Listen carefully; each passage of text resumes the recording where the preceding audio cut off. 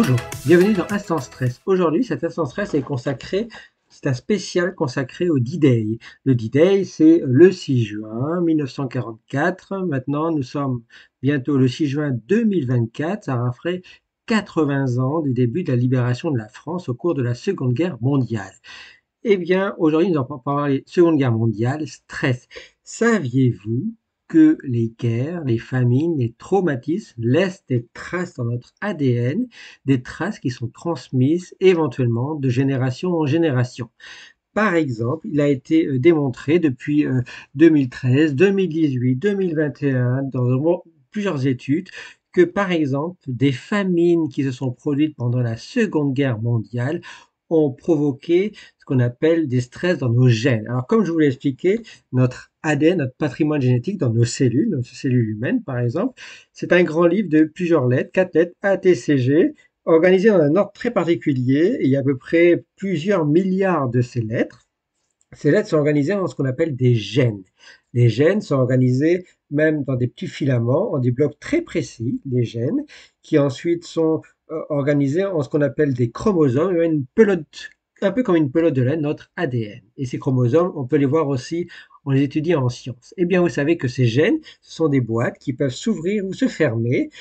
Quand ils sont, on dit qu'ils s'expriment. Quand ils restent fermés, on dit qu'ils sont réprimés. Et lorsqu'ils s'ouvrent, ça permet de créer à la fin une ou des protéines qui vont être fonctionnelles pour nos cellules, nos tissus, nos organes. Donc c'est comme ça que, au cours de notre vie, en fonction de notre alimentation, en fonction de notre vie de tous les jours, en fonction de notre exposition environnementale, nos gènes peuvent s'ouvrir et se fermer. Ils peuvent être aussi stressés, comme je l'ai expliqué. Les plus grandes sources de stress en santé, ce sont les mitochondries. Les mitochondries, c'est qui produisent notre énergie tous les jours. Eh bien, ces mitochondries, elles produisent aussi des espèces réactives, les oxydants. Ça, je vous en parle beaucoup dans d'autres instants stress. Eh bien, ces mitochondries peuvent être stressées par notre alimentation, par notre exposition environnementale, par des produits chimiques, des pesticides, des cancérigènes, de nombreuses molécules, nos mauvaises habitudes également. Eh bien, il faut savoir que ces oxydants produits par ces mitochondries peuvent aller jusqu'à abîmer notre ADN, donc ils peuvent entraîner des cassures, ça peut provoquer du vieillissement, ça peut provoquer des cancers, mais aussi c'est impliqué dans ce qu'on appelle l'ouverture, l'expression ou la fermeture de ces gènes.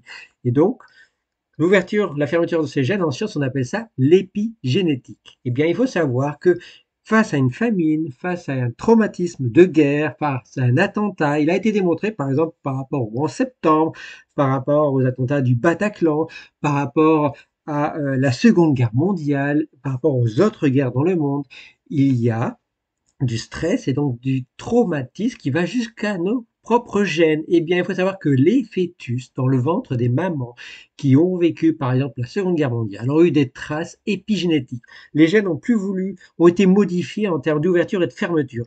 Et ça, cette trace, c'est perduré au cours de la phase adulte. Donc, il faut savoir qu'on a notre propre épigénétique, nos propres gènes qui ont des traces de ce qu'on fait, de ce qu'ont vécu nos ancêtres, nos parents, nos grands-parents, nos arrière-grands-parents, et y compris en lien avec les guerres, en lien avec les famines, en lien avec des problèmes alimentaires. Eh bien, maintenant, il y a un petit bémol. On sait que c'est pas transmis de génération en génération sur des centaines de générations.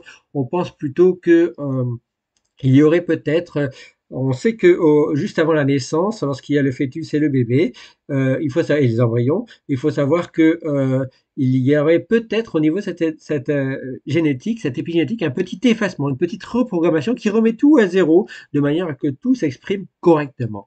On n'en est pas sûr à 100%, mais il y a un grand débat sur est-ce que les traces perdurent ou pas. En tout cas, de génération en génération, on retrouve des traces de cette épigénétique. Voilà. Maintenant, vous savez un peu plus sur le fait que les guerres, comme la Seconde Guerre mondiale, a laissé des traces chez nos grands-parents, chez nos parents, et même des traces dans notre propre ADN à nous.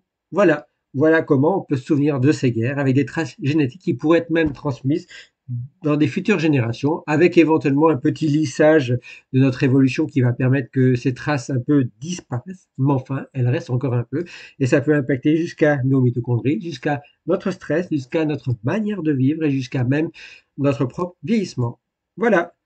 En attendant un prochain instant stress, je vous dis que le bon stress soit avec vous et ciao, ciao.